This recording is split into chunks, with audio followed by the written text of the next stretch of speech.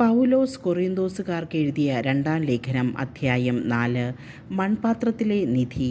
ദൈവകൃപയാൽ ഞങ്ങൾക്ക് ലഭിച്ചിരിക്കുന്ന ഈ ശുശ്രൂഷയിൽ ഞങ്ങൾ ഭഗ്നാശരല്ല.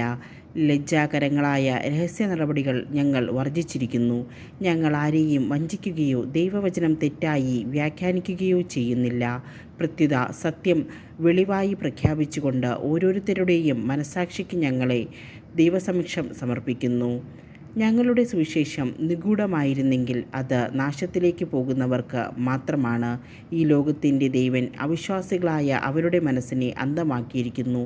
തന്നിമിത്തം ദൈവത്തിൻ്റെ പ്രതിരൂപമായ ക്രിസ്തുവിൻ്റെ മഹത്വമേറിയ സുവിശേഷത്തിൻ്റെ പ്രകാശം അവർക്ക് ദൃശ്യമല്ല. ഞങ്ങൾ ഉദ്ഘോഷിക്കുന്നത് ഞങ്ങളെക്കുറിച്ചല്ല, പ്രത്യുത യേശുക്രിസ്തുവിനെ കർത്താവായും യേശുവിനു വേണ്ടി ഞങ്ങളെ നിങ്ങളുടെ ദാസന്മാരായും ആണ്. അന്ധകാരത്തിൽ നിന്ന് പ്രകാശം ഉദിക്കട്ടെ എന്ന് അരുളി ചെയ്ത ദൈവം തന്നെയാണ് ക്രിസ്തുവിൻ്റെ മുഖത്ത് വെളിവാകപ്പെട്ട ദൈവ തേജസ്സിനെ പറ്റിയുള്ള അറിവിൻ്റെ പ്രകാശം ഞങ്ങൾക്ക് തരേണ്ടതിന് ഞങ്ങളുടെ ഹൃദയങ്ങളെ പ്രകാശിപ്പിച്ചിരിക്കുന്നത്. എന്നാൽ പരമമായ ശക്തി ദൈവത്തിൻ്റേതാണ്, ഞങ്ങളുടേതല്ല എന്ന് വെളിപ്പെടുത്തുന്നതിന് ഈ നിധി മൺപാത്രങ്ങളിലാണ് ഞങ്ങൾക്ക് ലഭിച്ചിട്ടുള്ളത്. ഞങ്ങൾ എല്ലാവിധത്തിലും ഞെരുക്കപ്പെടുന്നു, എങ്കിലും തകർക്കപ്പെടുന്നില്ല; വിഷമിപ്പിക്കപ്പെടുന്നു, എങ്കിലും ഭഗ്നാശരാകുന്നില്ല; പീഡിപ്പിക്കപ്പെടുന്നു, എങ്കിലും പരിത്യക്തരാകുന്നില്ല; അടിച്ചു വീഴ്ത്തപ്പെടുന്നു, എങ്കിലും നശിപ്പിക്കപ്പെടുന്നില്ല. യേശുവിൻ്റെ ജീവൻ ഞങ്ങളുടെ ശരീരത്തിൽ പ്രത്യക്ഷമാകുന്നതിന് അവിടുത്തെ മരണം ഞങ്ങൾ എല്ലായ്പ്പോഴും ശരീരത്തിൽ സംവഹിക്കുന്നു. ഞങ്ങളുടെ മർത്യ ശരീരത്തിൽ യേശുവിൻ്റെ ജീവൻ പ്രത്യക്ഷമാകേണ്ടതിന് ഞങ്ങൾ ജീവിച്ചിരിക്കുമ്പോൾ യേശുവിനെ പ്രതി സദാ മരണത്തിന് ഏൽപ്പിക്കപ്പെടുന്നു.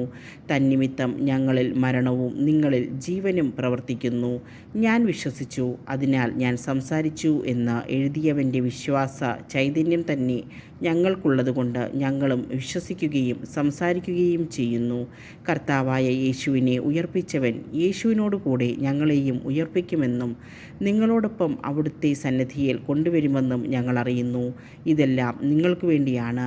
അങ്ങനെ കൂടുതൽ കൂടുതൽ ആളുകളിൽ കൃപ സമൃദ്ധമാകുന്നത് വഴി ദൈവമഹത്വത്തിന് കൂടുതൽ കൃതജ്ഞത അർപ്പിക്കപ്പെടുന്നു. അനശ്വരതയിലുള്ള പ്രത്യാശ. ഞങ്ങൾ ഭഗ്നാശരാകുന്നില്ല. ഞങ്ങളിലെ ബാഹ്യമനുഷ്യൻ ക്ഷയിച്ചുകൊണ്ടിരിക്കുകയാണെങ്കിലും ആന്തരിക മനുഷ്യൻ അനുദിനം നവീകരിക്കപ്പെടുന്നു. ഞങ്ങളുടെ ക്ലേശങ്ങൾ നിസ്സാരവും ക്ഷണികവുമാണ്, അവയുടെ ഫലമോ അനുപമമായ മഹത്വവും. ദൃശ്യമായവയല്ല, അദൃശ്യമായവയാണ് ഞങ്ങളുടെ ലക്ഷ്യം. ദൃശ്യങ്ങൾ നശ്വരങ്ങളാണ്, അദൃശ്യങ്ങൾ അനശ്വരങ്ങളും.